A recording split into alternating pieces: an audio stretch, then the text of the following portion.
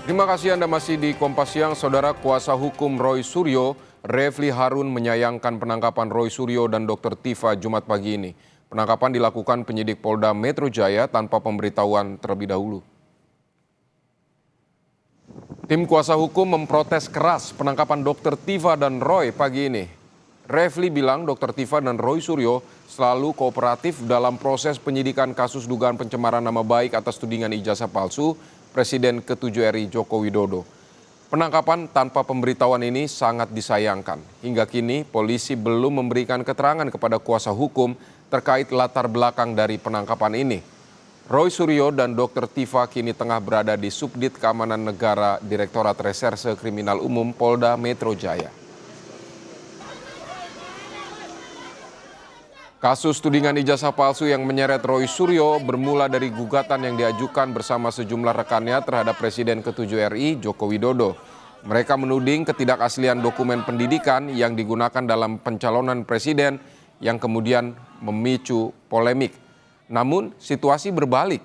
Setelah Roy Suryo justru ditetapkan sebagai tersangka atas dugaan penyebaran bohong atau hoax, laporan dilayangkan sejumlah pihak yang menilai tudingan itu menimbulkan kegaduhan publik dan melanggar UU ITE. Hingga kini proses hukum masih berjalan, disertai upaya hukum dari pihak Roy Suryo, termasuk permohonan penghentian penyidikan.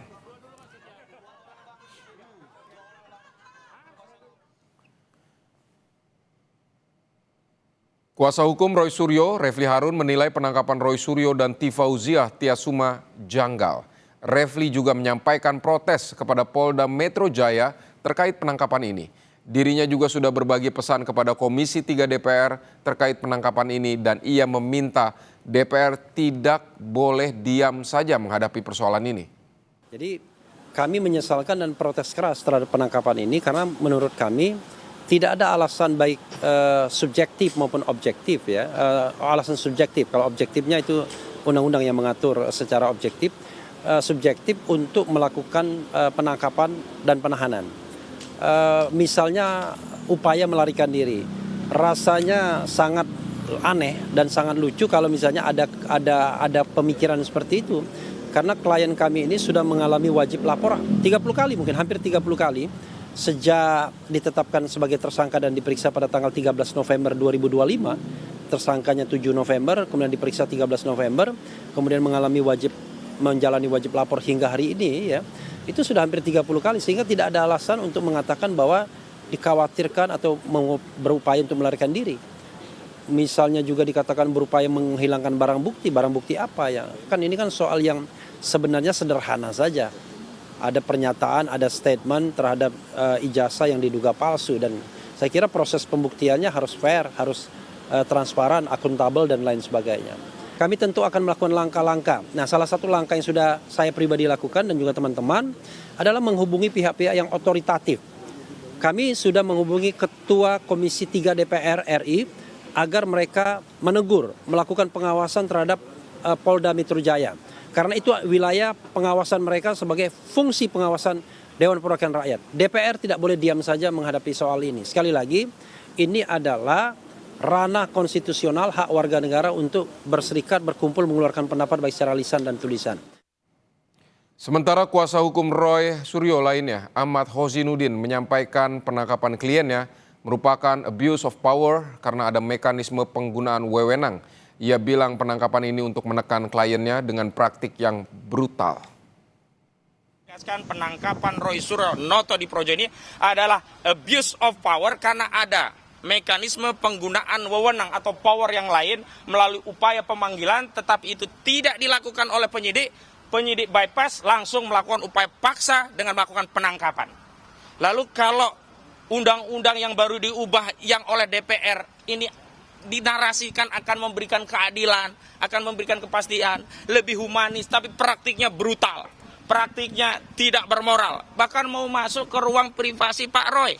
Bagaimanapun Pak Roy itu pernah mantan menteri, atau kalaupun dia warga negara yang biasa, tetap saja kamar itu adalah privasi yang tidak boleh dimasuki oleh aparat penegak hukum dengan dalih melakukan tindakan penegakan hukum dalam hal ini penangkapan, kecuali tertangkap.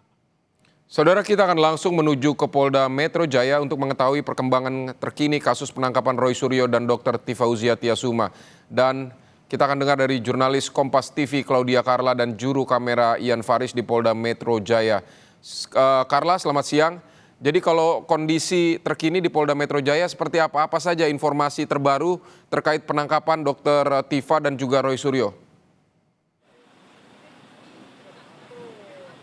Selamat siang, Vidi dan juga saudara. Hingga saat ini, Dr. Tifa maupun Roy Suryo masih berada di Subdit Kemnak, Direktorat Reserse Kriminal Umum Polda Metro Jaya, di mana sudah berada di Polda Metro Jaya sejak pagi hari dan berdasarkan keterangan dari pihak kuasa hukum untuk Dr. Tifa dijemput paksa ataupun ditangkap oleh penyidik Polda Metro Jaya ini pada pukul 7 pagi dan Roy Suryo pada dini hari di kediamannya masing-masing, di mana ini belum ada pemberitahuan sebelumnya ataupun juga tidak adanya pemanggilan sebelumnya kepada kedua belah pihak, di mana ini yang sangat disayangkan oleh kuasa hukum baik dari Dr. Tifa maupun juga dari pihak Roy Suryo, karena dari kuasa hukum mengatakan bahwa sejauh ini dan selama ini Dr. Tifa dan juga Roy Suryo ini selalu bersikap kooperatif terkait dengan penyidikan yang dilakukan oleh Polda Metro Jaya, sehingga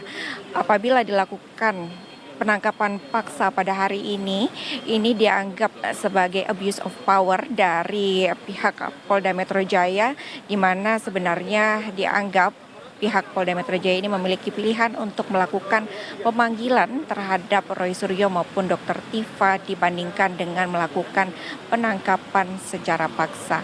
Dan hingga ataupun sejak tadi pagi, Vidi dan juga saudara, pihak kuasa hukum sudah hadir di Polda Metro Jaya. Ada kuasa hukum dari Dr. Tifa yakni Refli Harun, dan juga disusul siang harinya ada kuasa hukum dari Roy Suryo yaitu Ahmad Kozinudin yang telah berada di Polda Metro Jaya. Keduanya sepakat dan satu suara menyayangkan adanya penangkapan pada Roy Suryo dan juga Dr. Tifa pada pagi ini, di mana hingga saat ini pihak dari kuasa hukum mengatakan bahwa polisi memiliki waktu 1 kali 24 jam pasca penangkapan untuk kemudian melakukan penahanan, dan apabila nantinya diputuskan untuk melakukan penahanan, maka pihak kuasa hukum akan mengajukan upaya penangguhan penahanan maupun juga jaminan penahanan. Kembali ke studio.